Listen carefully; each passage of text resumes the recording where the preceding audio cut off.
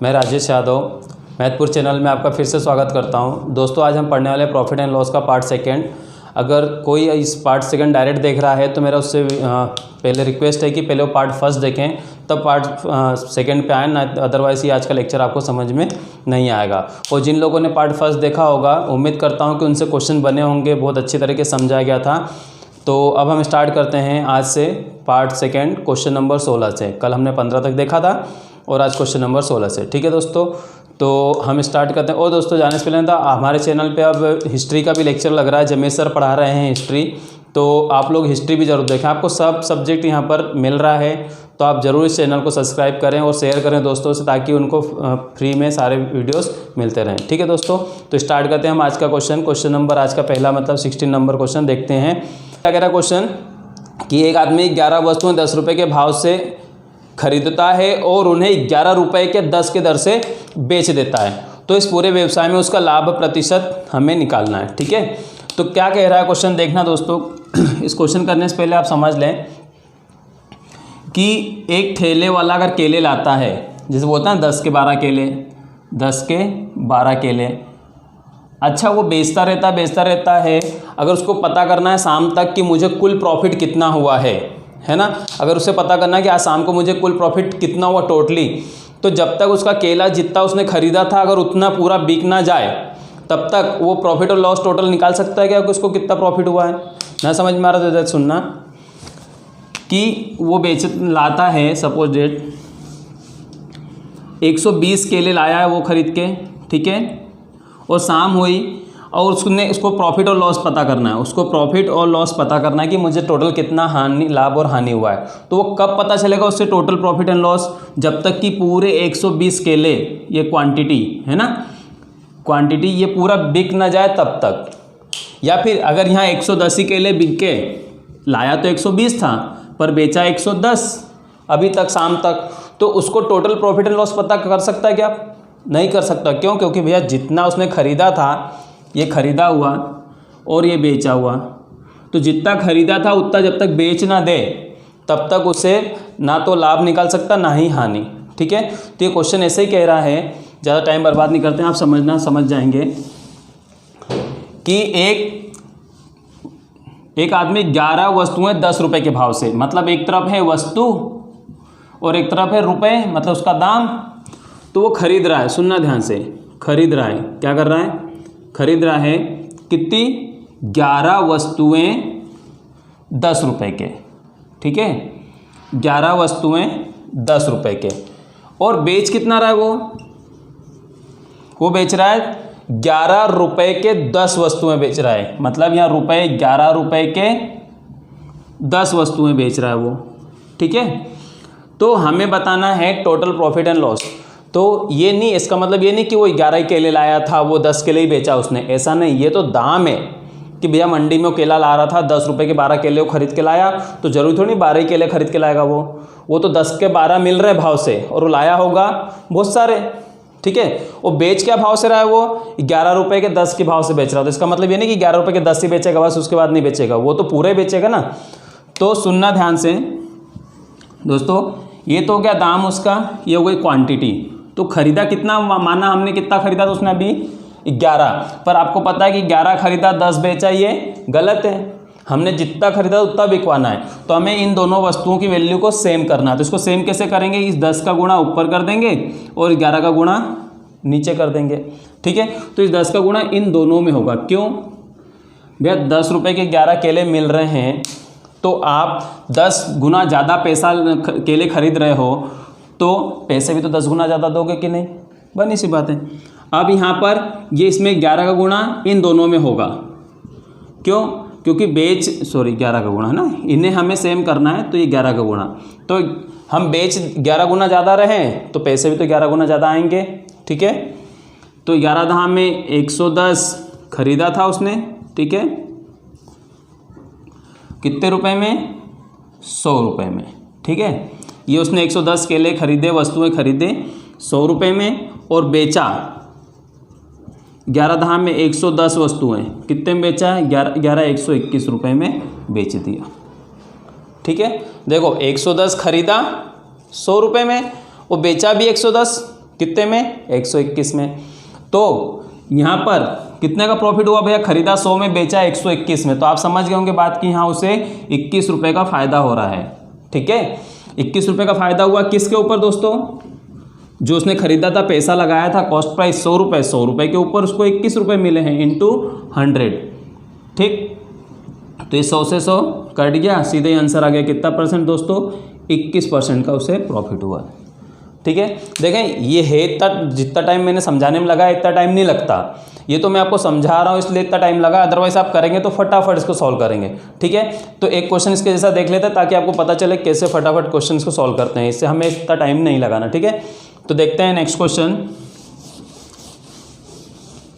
क्या कह रहा दोस्तों। नेक्स्ट क्वेश्चन कि एक व्यक्ति 4 रुपये की 6 की दर से पेंसिलें खरीदता है।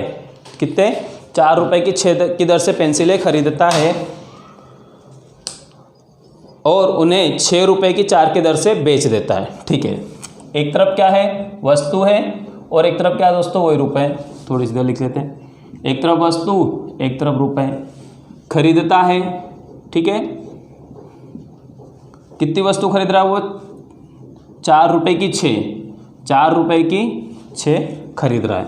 बेचने का दाम कितना दोस्तों? 6 रुपये के 4, 6 रुपये के 4 की दर से वो बेच देता है। तो उसे सौदे में कितना प्रॉफिट एंड लॉस हुआ? तो चलो देखते हैं। हमें क्या है, हमारा मेन उद्देश्य इसको सेम करना, मतलब जितना खरीदा उतनी क्वांटिटी वो बेचेगा। ठीक है, वस्तु है मतलब जितनी भी क्वांटिटी। तो इन दोनों को सेम कैसे करें? 4 का गुणा ऊपर, 6 का गुणा नीचे। क्या ऐसा भी करोगे तो भी आंसर आ जाएगा, या फिर हम इसको क्या करें, इसको 12 बना सकते हैं और इसको भी 12 बना सकते हैं। ठीक है, जरूरी नहीं कि 4 और 6 का ही मल्टीप्लाई करें, हमें इसको सेम करना है। वो आपकी इच्छा, किसी से भी आप सेम कर सकते हैं। ठीक है, वो अपन रेशो प्रोपोर्शन पढ़ेंगे तो उसमें पढ़ेंगे। ठीक है, तो 6 दूनी 12 खरीदा, ठीक है, कितने में? 8 रुपये में। ठीक है, बेचा 4 तिया 12 और 3 6 तिया 18 रुपये में। ठीक है, तो 8 में खरीदा और 18 में बेचा। कुछ मिस्टेक हो रहा है क्या? बेच देता तो उसे सौदे में कितने % का लाभ होता है? ठीक है, चलो तो देखो 8 में खरीदा, 18 में बेचा उसने, तो उसको कितने रुपए का फ़ायदा हुआ दोस्तों? यहाँ पर 10 रुपये का फ़ायदा हो रहा है। कितने रुपए का फ़ायदा हो रहा है उसे?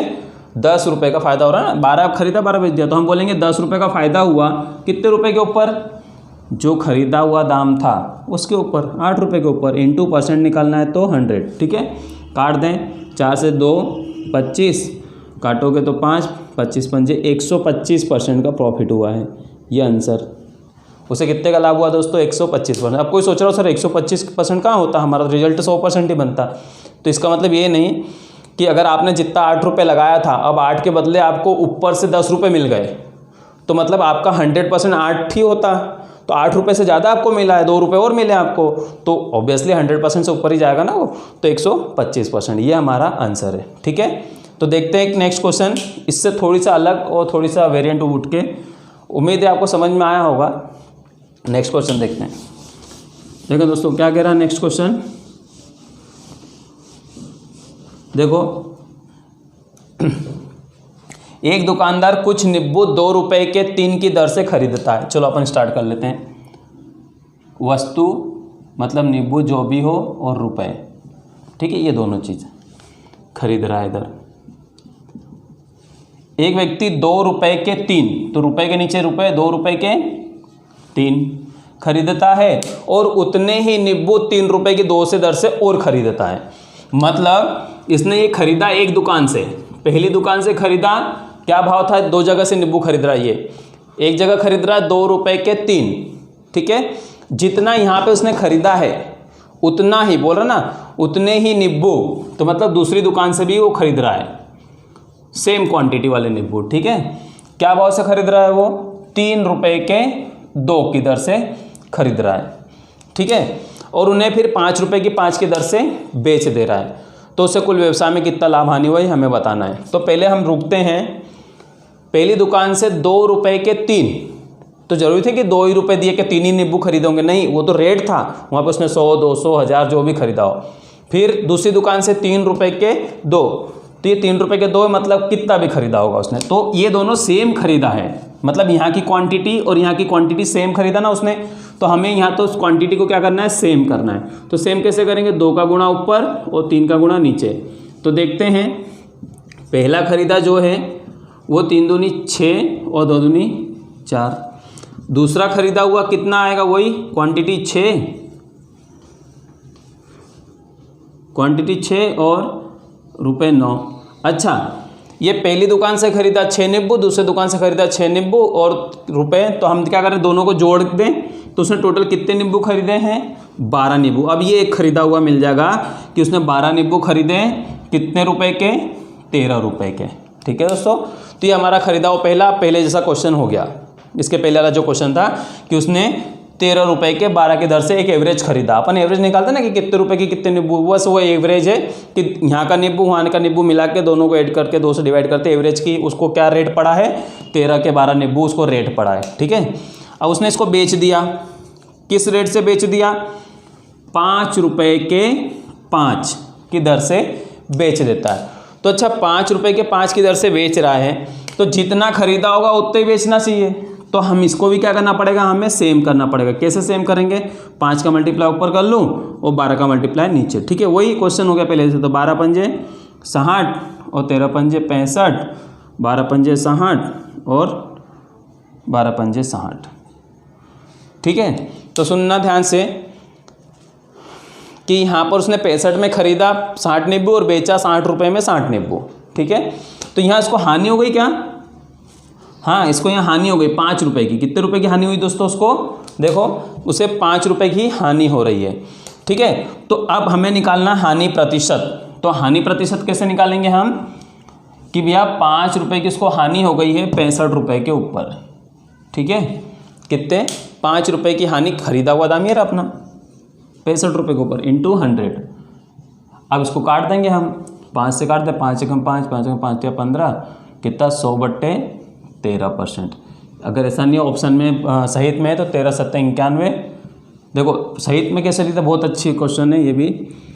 किससे इसको डिवाइड करो, कितनी बार पार आ गया, 13 7 91, 7 बार गया और कितना बच गया दोस्तों यहाँ पर, 9। तो हम बोलेंगे क्या कि 9 को भाग देना है अभी 13 से, बोलेंगे ना कि 9 को भाग देना बाकी अभी 13 से, बस। तो 7 से 9/13%, ये हमारा आंसर। ठीक है, आया, उम्मीद करता हूँ समझ में आया होगा। अब देखते हैं हम इसके बाद नेक्स्ट क्वेश्चन, इसी का थोड़ी सा स्टेप बढ़ाकर है, मैं इसी में समझाऊंगा आपको। नेक्स्ट क्वेश्चन देखें आप लोग बोर्ड पे।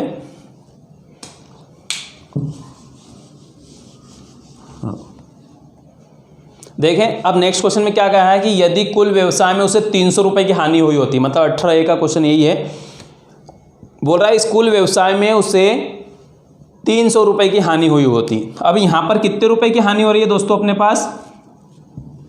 पास 5 रुपये की हानि हो रही है, पर क्वेश्चन बोल रहा है 5 रुपये की हानि नहीं, उससे 300 रुपये की अगर हानि हुई होती तो क्या करते। ठीक है, तो 300 रुपये की हानि हुई होती तो पहले प्रकार के खरीदे गए नींबुओं की संख्या निकालना है। अब हमें बताना है पहले प्रकार के खरीदे गए नींबुओं की संख्या।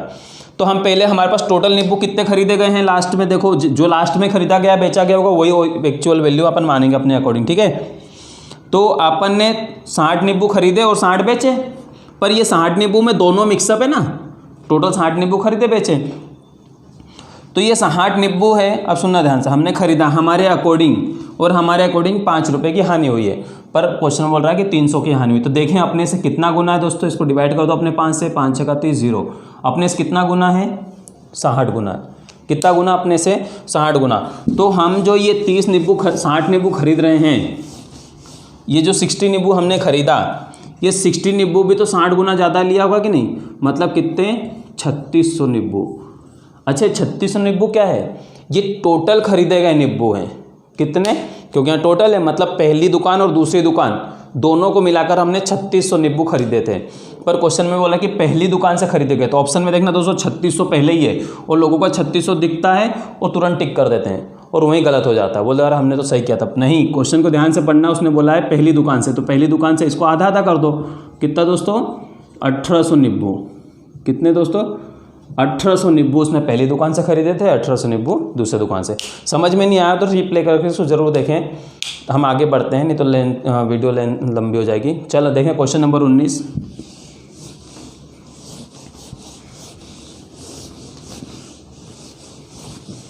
क्वेश्चन नंबर 19 क्या कह रहा है, सेम क्वेश्चन है दोस्तों, ऐसे ही है, कोई अलग नहीं है। आप जो पहले ना समझ में आओ तो एक बार हम इसको भी कर लेते हैं ताकि आपको समझ। देखो मेरा उद्देश्य आपको समझाना, भले इस क्वेश्चन 1 करें, 2 करें, 3 करें, पर जब तक समझ में नहीं आता, एक आध दो प्रैक्टिस नहीं हो जाती तब तक याद नहीं रहता, ठीक है। नहीं तो मैं एक वैरायटी के क्वेश्चन करा के छोड़ सकता था। देखें क्वेश्चन नंबर 19 कि कुछ टॉफ़ियाँ 10 रुपये के 11 के भाव से खरीदी और उतनी ही टॉफ़ियाँ 10 रुपये के 9 के भाव से खरीदी। सेम क्वेश्चन है ना। देखो टॉफ़ी खरीद रहे हैं जो हम, और इधर रुपए, ठीक है। खरीदा पहला क्या रेट था, 10 रुपये के 11, ठीक है। और दूसरी दुकान से उतनी ही खरीदी जितनी यहाँ से खरीदी, उधर क्या रेट था, 10 रुपये के 9, ठीक है। अब हम जितना यहाँ खरीदे उतना यहाँ बेच, मतलब जितना पहली दुकान से खरीदा उतना दूसरी दुकान से, पर यहाँ अलग है, तो हम इसको क्या करेंगे, सेम 9 और 11 का मल्टीप्लाई, तो 11 9 99 और 9 दाम 90 रुपये में। फिर 99 टॉफ़ियाँ इधर से खरीदी कितने रुपए में, 110 रुपये में, ठीक है। पहली खरीदी और ये दूसरी दुकान से खरीदी, दोनों को मिला लिया हमने, तो हमारे पास कितनी टॉफ़ियाँ बन गई, 158 टॉफ़ियाँ, ठीक है। और इधर रुपए कितने बन गए, 200 रुपये। तो ये भैया टोटल खरीदी हुई हो गई हमारे पास कि हमने 158 टॉफ़ियाँ खरीदी 200 रुपये में, टोटल टॉफ़ियाँ। अब इसको बेच रहे हैं कितने में, हम 1 रुपये की एक टॉफ़ी बेच रहे हैं, 1 रुपये की एक टॉफ़ी बेच रहे हैं। तो हमारे पास कितनी टॉफ़ियाँ दोस्तों, 158 टॉफ़ी। तो 158 का मल्टीप्लाई इधर, 1 का मल्टीप्लाई इधर। इससे अच्छा मैं डायरेक्ट ऐसा लिख दूँ क्या कि 1 रुपये की एक टॉफ़ी, तो 158 टॉफ़ी कितने रुपए की, 158 रुपये की, बस डायरेक्ट लिख देते हैं। तो देखो खरीदा हमने 158 टॉफ़ी 200 की, बेची हमने 158 टॉफ़ी 158 रुपये की, तो हमें क्या हुआ यहाँ पर, 2 रुपये का लॉस हो गया। तो हम बोलेंगे हमें 2 रुपये का लॉस हो गया, किसके ऊपर, हमारे जो खरीदा हुआ मूल्य था उसके ऊपर, मतलब 200 के ऊपर 2 रुपये का लॉस इंटू 100। तो इसको काट दिया तो सीधे कितना आ गया आंसर भैया, 1%, कुछ नहीं बचा, मतलब 1% की हानि हो गई हमें, ठीक है। तो हमारा आंसर क्या है, 1% हानि। देखो दोस्तों 1% देख के कभी ऑप्शन में पहला दिखे तो सब फट से मत लगाना। ये प्रॉफिट एंड लॉस में सबसे बड़ा लॉस यही होता है आप लोगों को कि आप लोग ऑप्शन को पूरा नहीं पढ़ते। एक दिखा उसके आगे हानि और लाभ जरूर देखना, नहीं तो फिर ऐसे में बहुत चोट हो जाती है। मेरे साथ ऐसे ही हो गया था एक बार, तो तब से याद रख लेता हूँ मैं कि आंसर आ गया है ऑप्शन में दिख गया तो ऐसा नहीं, ऑप्शन को ध्यान से देखो, शायद सेम ऑप्शन रहता है बट हानि में रहता हो, लाभ हानि अलग, ठीक है। तो उम्मीद है समझ में आया, नहीं समझ में फिर रिप्लाई करें। एक नेक्स्ट क्वेश्चन देखते हैं, क्वेश्चन नंबर 20।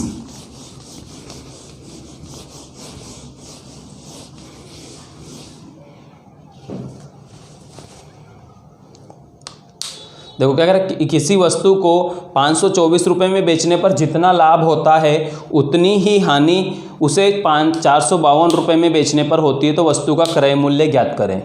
देखें दोस्तों, मैं कुछ एक वस्तु खरीद के लाया, यहाँ कुछ दाम था, पता नहीं मुझे कितने का दाम था, ठीक है।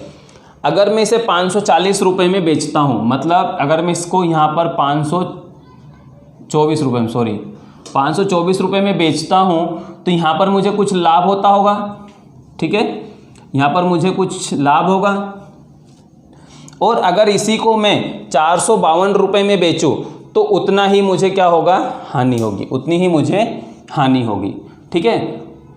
तो अगर मैं कितने में बेचता हूँ इसको, 452 रुपये में बेचता हूँ, तो उतना ही मुझे यहाँ पर क्या हो रही है, हानि हो रही है। मतलब जो पैसा इधर है वही पैसा इधर है, सेम लाभ हानि। तो हमने वस्तु कितने में खरीदा था ये हमें बताना है। तो ये करने से पहले एक छोटा सा आपको मैं कंसेप्ट बताता हूँ कि अगर मैं आपको बोलूँ 10 और 12 के बीच की वैल्यू बताओ, आप 10 और 12 के बीच की वैल्यू, तो आप क्या बोलोगे दोस्तों, 11, है ना। या फिर 10 और 14 के बीच की वैल्यू बताओ आप, तो आप क्या बोलोगे दोस्तों, 12।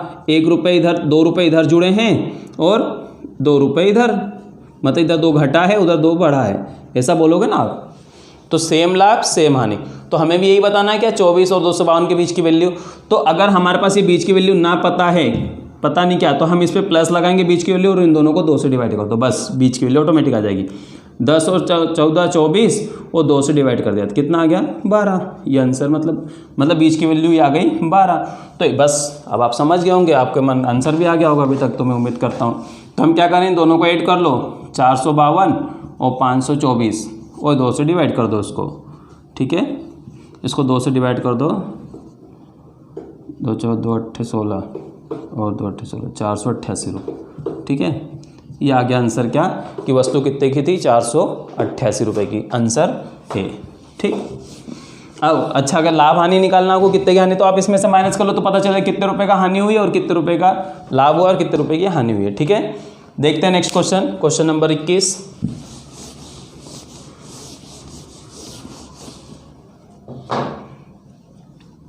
यदि 25 वस्तुओं का क्रय मूल्य 20 वस्तुओं के विक्रय मूल्य के बराबर है।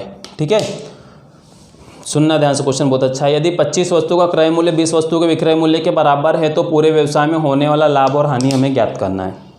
मतलब आपने खरीदा, कितनी वस्तु खरीदी, 25 वस्तु को खरीदने में कुछ रुपए दिए आपने यहाँ पर।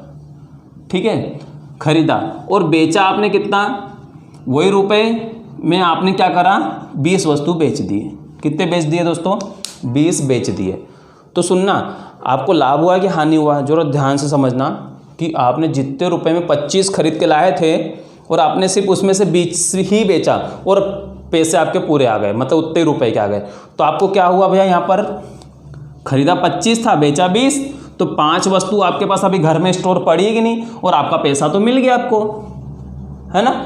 तो आप बोलोगे कि हाँ मेरे पास अब 5 वस्तु पड़ी हुई है, तो 5 वस्तु जो पड़ी हुई है अब बेचोगे उसको, कितने में बेचोगे तो प्रॉफिट में ही जाना है, मतलब डन है कि आपका आंसर लाभ में ही आएगा। ठीक है, तो अब 5 रुपये का मतलब 5 वस्तुओं के लाभ हो, यहाँ रुपए की बात नहीं हो रही है, रुपए है ही नहीं हमारे पास कितने रुपए, सीधे वस्तु की क्वांटिटी पता है। तो जब भी ऐसा क्वेश्चन है कि 5 वस्तुओं का वो लाभ हो रहा है तो आपको नीचे क्या रखना है, जो बेची गई क्वांटिटी है वो रखना है। कितनी बेची आपने, 20। तो सुनना, और एक और कंसेप्ट ऐसा कर सकते हैं कि 25 खरीदा था, 20 बेचा, 5 बच गई। अब 5 किसके ऊपर प्रॉफिट जाने वाला है, जो 20 बेचा ना उसके ऊपर प्रॉफिट जाएगा अब आपका। तो हम ऐसा बोलेंगे 20 के ऊपर 5 का प्रॉफिट, इनटू में 100। ठीक है, तो 20 पंजे 100 और इनका मल्टीप्लाई कर दो तो क्या बोलोगे दोस्तों, 25% प्रॉफिट। आपको कितना परसेंट प्रॉफिट हो गया है, 25% प्रॉफिट हो गया है। ठीक है, तो क्वेश्चन नंबर 22 देखते हैं हम। उम्मीद है समझ में आया, नहीं समझ आया तो रिप्ले करें। ठीक है, क्वेश्चन नंबर 22। यदि 30 वस्तुओं का क्रय मूल्य 25 वस्तुओं के विक्रय मूल्य के बराबर है तो लाभ और हानि प्रतिशत ज्ञात कीजिए। बहुत इजी, देखें आपने 30 जितने में खरीदा था उतने में आपने 25 बेच दिया, 25 आपने बेच दिया और पैसा तो आपको पूरा मिल ही गया है। तो यहाँ पर क्या होने वाला है, आपको 5 वस्तु का फायदा होने वाला। अब किसके ऊपर 5 वस्तु का फायदा होगा, जो हमने बेचा 25 बेचा ना अभी तक, तो 25 के ऊपर। ठीक है, इनटू में परसेंट निकालना है तो 100, 25 100 4 पंजे 20%। अब आपको क्या होने वाला है, 20% का लाभ होने वाला, ना कि हानि। ठीक है, अब क्वेश्चन नंबर 23 देख लेते हैं फटाफट। 23, यदि 5 वस्तुओं का विक्रय मूल्य 3 वस्तुओं के क्रय मूल्य के बराबर है तो लाभ या हानि प्रतिशत ज्ञात कीजिए। सेम क्वेश्चन पर जरा ध्यान से देखना, 5 वस्तुओं का विक्रय मूल्य मतलब जितने में हमने 5 बेचा है ना, ये बेचा, उतने ही रुपए में हमने 3 खरीदा था। उतने रुपए में हमने कितना खरीदा था, 3 खरीदा था। मतलब आपने क्या किया, कुछ रुपए के 3 खरीद के लाए, पर बेचते समय आपने 5 बेच दिए उतने रुपए में। मतलब आपने घर की भी वस्तु उठा के दे दी, हाँ है ना। कितनी वस्तु उठा के दे दी आपने, 5 वस्तु उठा के आपने घर से उठा के दे दिए। तो यहाँ आपको क्या होने वाला भैया, आपको होने वाला है यहाँ पर हानि, क्योंकि 2 आपने घर से बेच दिए। तो आपको 2 वस्तुओं की हानि होने वाली है। अब नीचे क्या लिखेंगे, 3 या 5। मैंने क्या बोला था, क्वांटिटी की बात हो रही तो हमेशा बेचने वाली वैल्यू जो बेची जाती है वो वाली क्वांटिटी रखना है ना, ये नहीं। अब ये हमेशा खरीदी ऊपर लिखा था, बेचने वाला पहले नीचे लिखा था, इस बार उल्टा लिखा है मैंने। तो जो बेचते हैं, जो क्वांटिटी हम दे चुके होते हैं किसी को, उसको नीचे रखते हैं इनटू 100। ठीक है, तो 5 दूनी 10 0 20 कितना 40% की आपको हानि होने वाली है। ठीक दोस्तों, तो उम्मीद है समझ में आया होगा। अब क्वेश्चन नंबर नेक्स्ट देखते हैं 24।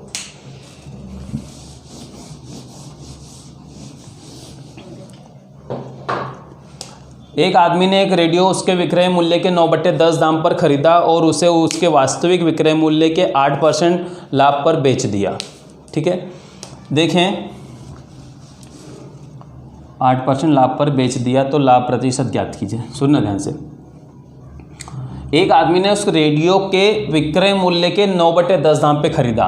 मतलब जो भी रेडियो का रुपया था, मतलब MRP थी, ठीक है, रेडियो की MRP का 9/10 दाम पे उसने क्या कर लिया, खरीद लिया। ठीक है ना। तो आप इसको सीधे से लिखना है ऐसा, इतना कहाँ सोचोगे करोगे, सीधे ऐसे देखना 9/10 दाम में खरीदा, मतलब उसकी कीमत थी, MRP थी 10 रुपये और आपने खरीदा उसको, कॉस्ट प्राइस कितने में खरीद लिया, 9 रुपये में खरीद लिया। ठीक है, 10 की प्राइस थी, 9 में खरीद लिया।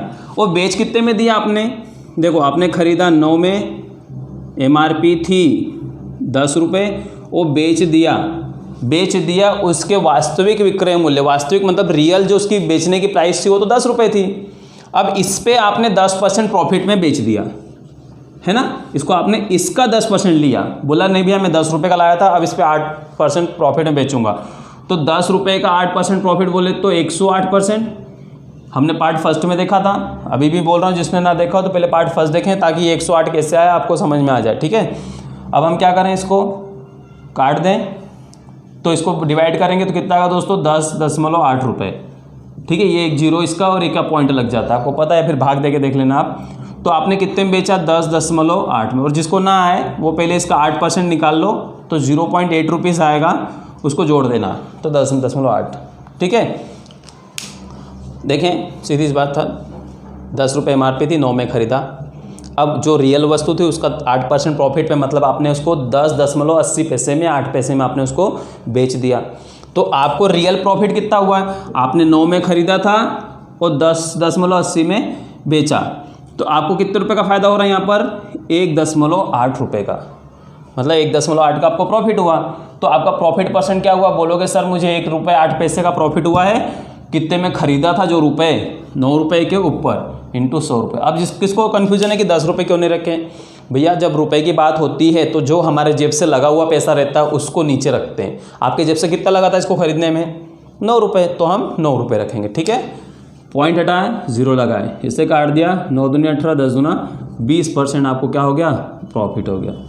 समझ गए दोस्तों। ठीक है, ऐसा बहुत लोग करते हैं कि जितना मार्केट में मिल रहा है उससे कम में ले आएंगे और फिर जितना मार्केट में उसका उतना दाम बता के उस पर प्रॉफिट बोले आने जाने का भाड़ा वो बेच देते, तो वैसे ही काम है ये भी। ठीक है, देखते हैं हम क्वेश्चन नंबर 25।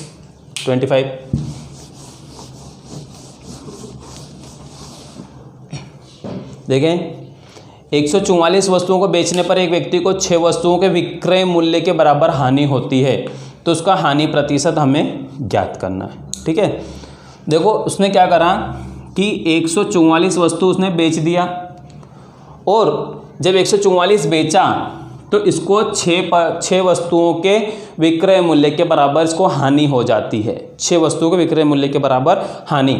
तो मतलब इसको कितने का, हम मतलब कितने की वस्तु बेचना था, इसको कितना बेचा इसने, 150 वस्तु बेच दिए।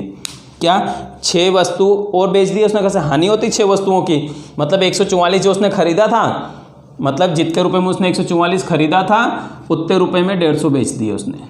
समझ गए बात, मतलब उसने 6 वस्तु घर से लगा के बेच दी और साथ में, तो उसने 150 वस्तु बेच दिए। तो हम क्या बोलेंगे कि उसको 6 वस्तुओं की हानि हो गई है, ये इसने बेच दिए और एक सपोज खरीदा था। ठीक है, अब 6 रुपये ने बेच दिया और जो बेचा हुआ माल कितना है, 150 रुपये इंटू 100, तो ये काट दिया, 3 से काट दो तो कट जाएगा, 3 दूनी 6, 3 पंजे 15 से लिखा था उस समय, और 5 दूनी 10, 2 दूनी 4% की उसको हानि हो जाती है। ठीक दोस्तों, समझ में आया। तो हम देखते हैं नेक्स्ट क्वेश्चन।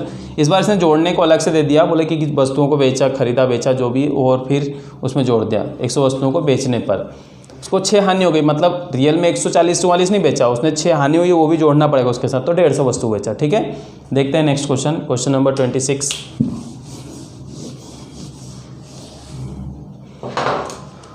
देखो, 17 गेंदों को 720 रुपये में बेचने पर 5 गेंदों के क्रय मूल्य के बराबर हानि हो जाती है, तो गेंदों का क्रय मूल्य हमें निकालना है, ये क्वेश्चन। ठीक है, तो देखना, 17 गेंद को 720 रुपये में आपने बेच दिया।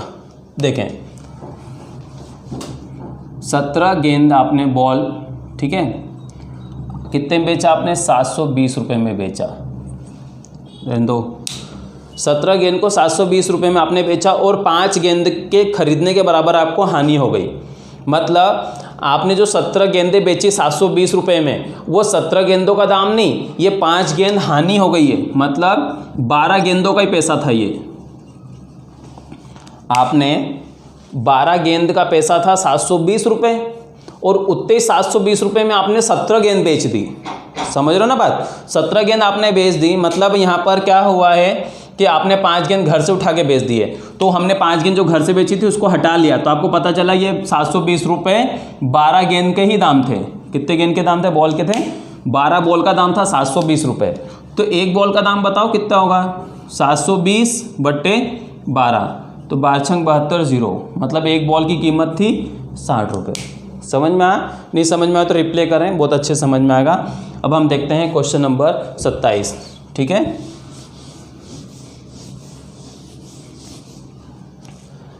एक दुकानदार 33 मीटर कपड़ा बेचने पर 11 मीटर विक्रय मूल्य के बराबर लाभ कमाता है। तो लाभ प्रतिशत हमें निकालना है। एक दुकानदार 33 मीटर कपड़ा बेचने पर 11 मीटर लाभ कमाता है। मतलब देखो, एक दुकानदार 33 मीटर कपड़ा बेच रहा है, उसमें 11 मीटर वो लाभ कमा रहा है। मतलब इसमें से उसका लाभ अगर निकाल लें तो बेच कितना रहा? रियल में 22 मीटर ही बेच रहा है। कितना बेच रहा है दोस्तों? वो 22 मीटर। तो हम बोलेंगे कि 11 मीटर का लाभ हुआ है 22 मीटर के ऊपर, इंटू में 100। ठीक है, ये 11 दूना 22, इसको काटा तो कितना आ गया दोस्तों?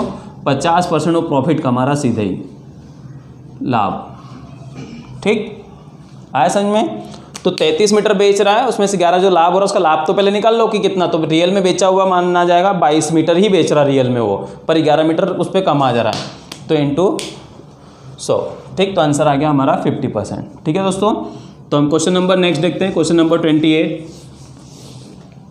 देखो 28 क्या कह रहा है कि एक दुकानदार अपने वस्तु को क्रय मूल्य पर बेचने का दावा करता है, लेकिन ग्राहक को 1 किलो देते समय 200 ग्राम ठग लेता है। तो दुकानदार का लाभ और हानि प्रतिशत निकालना है। देखो दोस्तों, 1 किलोग्राम मतलब कितने ग्राम होता है? 1000 ग्राम। कितना? 1000 ग्राम। एक दुकानदार बोलता है कि भैया मैं आपको सामान दे रहा हूँ, जिस भाव में लाया था उतने भाव में दे रहा हूँ आपको। तो आपको 1 किलो तोलता है, बट आपको 1 किलो की जगह वो कितना देता है? 200 ग्राम इसमें से कम देता है।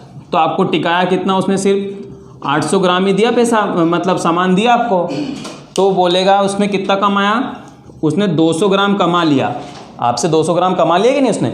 पर कितने के ऊपर? जितना आपको बेचा उसने, 800 ग्राम बेचा आपको, तो 800 ग्राम के ऊपर उसने 200 ग्राम कमा लिया, इंटू में 100। ठीक है, ये 2 0 से 2 0 कट गया, इसको 8 दूनी 16, 8 पंजे 40। ठीक है, कितना परसेंट? 25%। ठीक है, तो देखें हम क्वेश्चन नंबर नेक्स्ट देखते हैं। हम question number next 29 question number 29 number है ना।